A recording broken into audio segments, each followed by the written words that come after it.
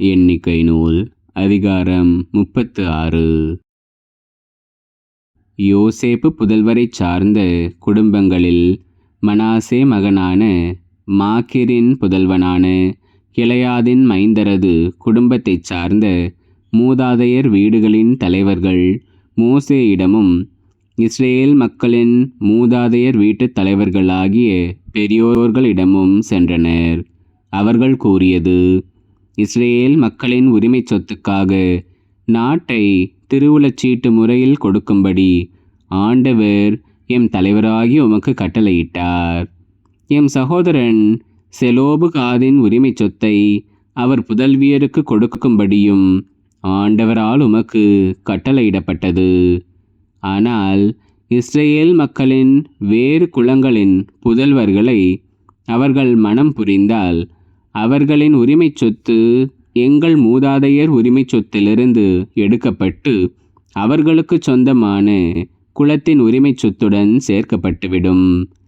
இவ்வாறு திருவுளச்சீட்டால் எங்களுக்கு கிடைத்த உரிமை சொத்து குறைய நேரிடும். அத்துடன் இஸ்ரேல் மக்களுக்கு மீட்பின் ஆண்டு வரும்போது அவர்கள் உரிமை சொத்து அவர்களுக்குரிய குலத்தின் உரிமை சொத்துடன் சேர்க்கப்படும். இவ்வாறு அவர்களின் உரிமை சொத்து எங்கள் மூதாதையரின் உரிமை சொத்திலிருந்து குறைய நேரிடும். மோசே ஆண்டவரின் வார்த்தைப்படியே மக்களுக்கு கட்டளையிட்டு கூறியது: யோசேப்பு புதல்வரின் குலம் கூறுவது சரியே. செலோபுகாதின் புதல்வியரை குறித்து ஆண்டவர் கட்டளையிடுவது இதுவே: தாங்கள் விரும்பியோரை அவர்கள் மனம் முடிக்கட்டும். ஆனால் தங்கள் தந்தையின் குல குடும்பத்திற்குள் மட்டுமே அவர்கள் மனம் முடிக்க வேண்டும். இஸ்ரேல் மக்களின் உரிமை சொத்து ஒரு குலத்திலிருந்து இன்னொன்றுக்கு மாற்றப்படக்கூடாது. இஸ்ரேல் மக்களில் ஒவ்வொருவரும் தங்கள் மூதாதையர் குல உரிமை சொத்தையே பற்றி கொண்டிருக்க வேண்டும்.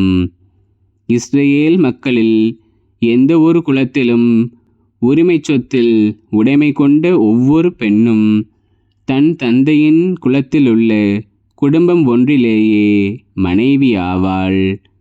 இதனால் இஸ்ரேல் மக்களில் ஒவ்வொருவரும் தங்கள் மூதாதையர் உரிமை சொத்தில் உடைமை கொண்டிருப்பர்.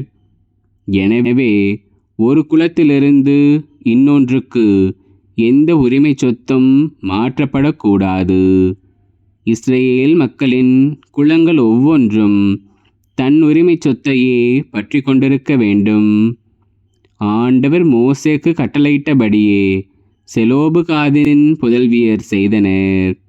செலோபுகாதின் புதல்வியரான மக்லா, திர்சா, ஒக்லா, மில்கா, நோவா ஆகியோர் தங்கள் தந்தையாரின் சகோதரர் புதல்வரையே மணந்தனர்.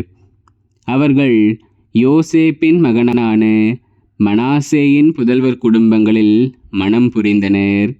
எனவே அவர்களின் உரிமை சொத்து அவர்கள் தந்தையர் குல குடும்பத்திற்கே சொந்தமாயிருந்தது. எரிகோவுக்கு எதிரே யோர்தானை அடுத்துள்ள மோவாபு சமவெளியில் இஸ்ரேல் மக்களுக்கு மோசே வழியாக ஆண்டவர் விதித்த கட்டளைகளும் நீதி சட்டங்களும் இவையே.